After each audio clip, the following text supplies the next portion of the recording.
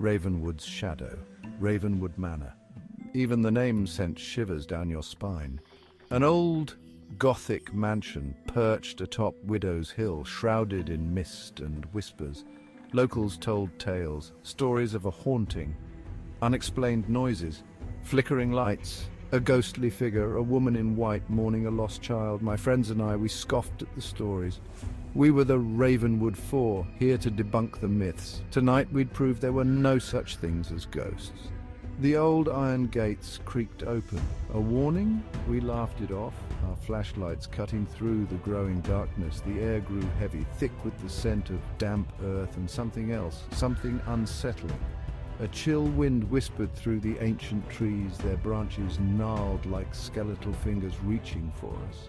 An owl hooted, a mournful sound that echoed in the stillness. Fear, delicious and terrifying, prickled my skin. Dare to enter. The manor loomed large, a grotesque silhouette against the dying light. We stood before the oak door, its surface weathered and scarred. Taking a deep breath, I pushed it open. The air inside was stale, thick with dust and the silence of ages.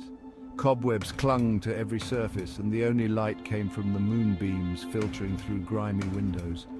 The smell hit us first, musty, ancient, like something long dead. Our footsteps echoed in the vast hall. Shadows danced on the walls cast by our flickering flashlights. A sudden draft of cold air sent shivers down our spines. We exchanged nervous glances. The stories, the whispers, were they just stories? Whispers of the past. We split up, Jake and Sam heading towards the library, while Lily and I decided to tackle the east wing. The floorboards groaned under our weight, each step a reminder of the house's age. The air grew colder as we descended a narrow staircase. My hand trembled as I ran it along the damp stone wall. A door creaked open, revealing a dusty nursery. A rocking horse stood frozen mid-gallop. A crib lay empty, a faded blanket draped across its side. On a small table I spotted a leather-bound journal. Its pages were brittle with age. Lily and I exchanged a look. This could be our first clue. The lady in white. The journal belonged to Elizabeth Ravenwood, the former mistress of the house. Her elegant script spoke of her life, her love for her husband and child, but a shadow fell over her words as she wrote of a sickness that gripped her daughter. Then the entry stopped abruptly. The silence was deafening. A blood-curdling scream pierced the silence. Lily and I froze. Sam's voice. We scrambled back towards the stairs, our hearts pounding. As we rounded the corner, we saw her, a figure in white, translucent, floating at the top of the grand staircase. Her face, pale and gaunt, was contorted in anguish. Sam lay on the floor, his eyes wide with terror. The lady in white. She was real. Trapped! Panic surged through me. The figure glided towards Max, her white dress trailing behind her like a shroud. "Run!" I screamed. We turned and fled, our footsteps echoing in the silent house. But the doors slammed shut before we could reach them. We were trapped. The temperature plummeted. The air grew thick, making it hard to breathe. The scent of damp earth intensified, choking us. We pounded on the doors, but they wouldn't budge. We were trapped with her, the ghost of Elizabeth Ravenwood. The truth unfolds. The ghostly figure appeared before us again, her white dress swirling around her, but this time her anguished face held a flicker of something else. Pleading.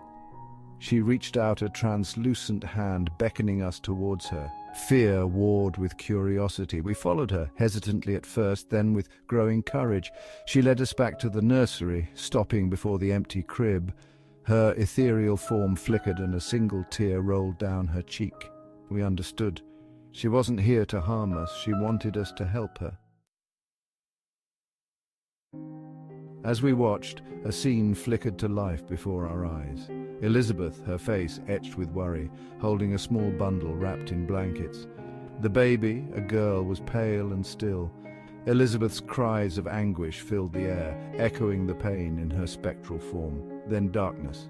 When we could see again, Elizabeth knelt by a shallow grave, a tiny wooden cross marking the spot. She had buried her daughter in the garden. Her sorrow was palpable, a tangible weight in the air. We understood her torment. She couldn't rest until her baby was found. With renewed purpose, we raced out into the gardens. The moon cast an eerie glow on the overgrown bushes and crumbling statues.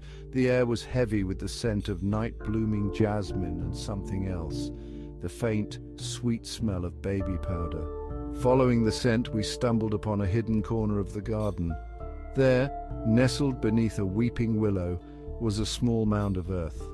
A tiny, weather-beaten headstone bore a single name, Eleanor Ravenwood. This was it. We had found her. As we stood before the grave, a feeling of peace settled over the garden. The air grew warmer, the oppressive atmosphere lifting. We turned to see Elizabeth one last time. She stood before us, a serene smile gracing her lips. Then, with a soft sigh, she faded away, her form dissolving into motes of light. The doors of Ravenwood Manor swung open as if beckoning us out. We didn't need telling twice. We fled, our footsteps echoing on the gravel path.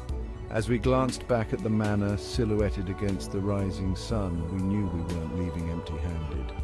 We carried with us the truth of Elizabeth Ravenwood and the bittersweet resolution of her restless spirit. We had gone to Ravenwood Manor to debunk a ghost story. Instead, we found a heartbroken mother. We left with our skepticism shaken, our hearts heavy with the weight of her tragic tale.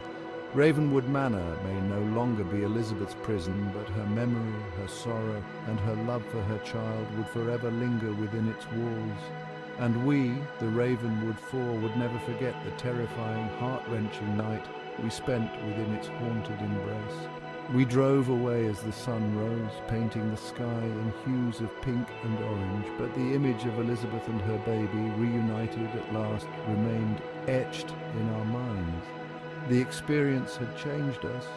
We knew with a chilling certainty that some stories, even the scary ones, are more than just fiction. They are whispers of the past, echoes of emotions that transcend time, remnants of souls that linger long after the body is gone. And sometimes, just sometimes, they need a little help.